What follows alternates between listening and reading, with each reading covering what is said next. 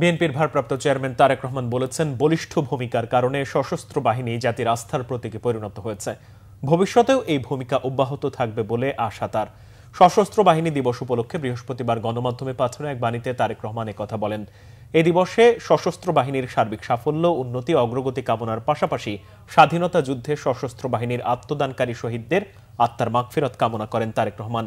তিনি বলেন, বিশ্ব শান্তি রক্ষায় বাংলাদেশের সশস্ত্র বাহিনীর ভূমিকা আন্তর্জাতিক সম্পর্ককে আরো শক্তিশালী ও প্রশংসনীয় করেছে। তারেক রহমান জানান, মহান স্বাধীনতার ঘোষক সাবেক রাষ্ট্রপতি, সাবেক সেনাপ্রধান শহীদ জিয়াউর রহমান সশস্ত্র বাহিনীকে আধুনিক বিশ্বের সাথে সঙ্গতি রেখে একটি প্রযুক্তি নির্ভর, গতিশীল ও দক্ষ বাহিনী হিসেবে গড়ে তুলেছিলেন।